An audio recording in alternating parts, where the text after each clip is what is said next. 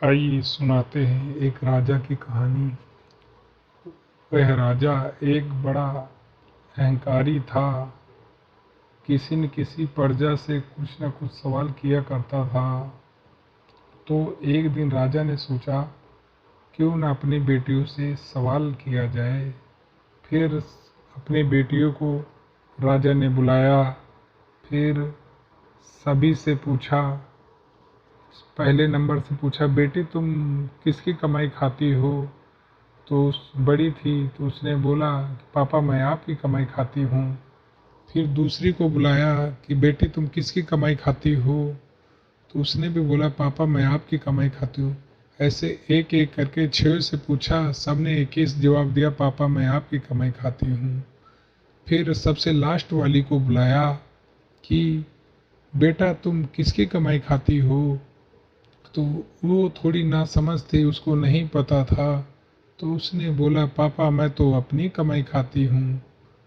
राजा ने सोचा कि जब ये अपनी कमाई खाती, चलो इसको कहीं पे छोड़ आते हैं, अपनी ही कमाई खाए।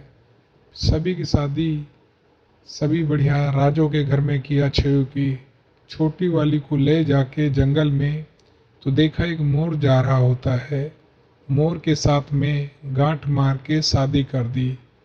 तो बोला राजा कि बेटी तुम यहीं पे रुको, यही तुम्हारा घर है, अब तुम इसी के साथ रहो, तुमने बोला था अपनी कमाई खाती हूँ, अब अपने घर। तो लड़की ने बोला नहीं पापा मैं यहाँ पे नहीं रहूँगी, मुझसे गलती हो गई। बोला नहीं, अब तुम्हारा यही घर है, अब तुम यहीं पे रुको।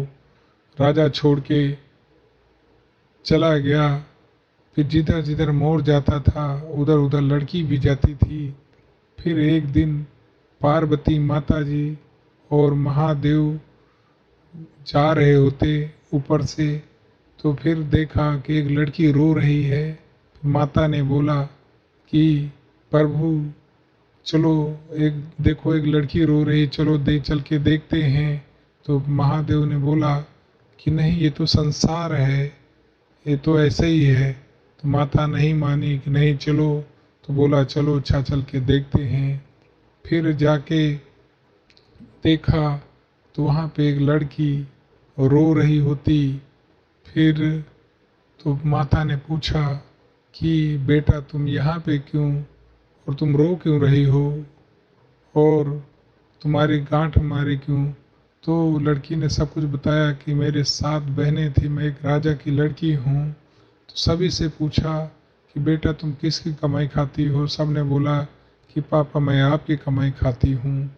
मैं थोड़ी नासमझ थी तो मैंने बोल दिया कि मैं अपनी कमाई खाती हूँ, तो इसलिए पापा ने मुझे यहीं पे छोड़ के मोर के साथ मेरी शादी कर दी। तो फिर माता ने देखा कि बहुत तकलीफ में है। फिर माता ने आशीर्वाद दिया, जंगल में एक महल तैयार कर दिया और नौकर चाकर भी हो गए थे। और मोर को आज लड़का बना दिया, सुंदर सा लड़का बना दिया। और एक मोर का पंख सिर पे रहने दिया। और फिर माता ने आशीर्वाद दिया और चली गई। फिर लड़की ने सोचा अब भंडारा करते हैं महादेव का और सभी को दावत देते हैं। उधर थोड़े दिन बीते ही थे कि राजा के महल में दूसरे राजमहल वालों ने हमला कर दिया। सब कुछ सोना चांदी हीरे जवाहरात सब कुछ लूट के ले गए। राजा के पास सब कुछ, राजपाट सब कुछ चला गया और उसके बाद राजा गरीब हो गया। फिर लड़की ने सभी को बुलाया, सबको बहनों को बुलाया, सबको खाना खिलाया, सब कुछ किया। जब सब चले गए तो राजा जाने लगा तो लड़की ने बोला कि अभी आप नहीं जाओगे। तो राजा डर गया, बोला क्यों? कहते अभी आप ठहर के जाओगे। उसके बाद जब सभी चले जाते हैं तो बोला पहचाना? कहा कि हमने नहीं पहचाना बेटी।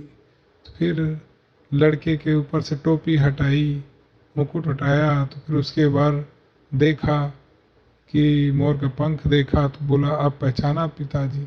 कह रहे हाँ बेटी मैंने पहचान लिया। तो हमारी मेरी करने की सज़ा ये है कि मेरे राजमहल में दूसरे राज वालों ने लूट ले गए सोना चांदी सब कुछ, राजमहल भी छूट गया। दर दर की इधर उधर ठोकरे खा रहा हूँ बसते।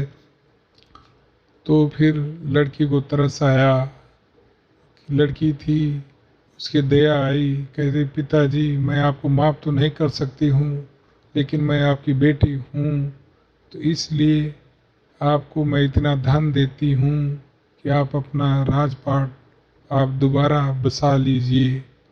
फिर उसके बाद राजा लेके चला जाता है, अपना राजमहल राजपाट फिर बनाता है और लड़की भी खुश रहती है और लड़का भी उसके साथ खुश रहता है। अगर आपको कहानी पसंद आई हो तो चैनल लाइक कीजिए और चैनल ज्वाइन कीजिए।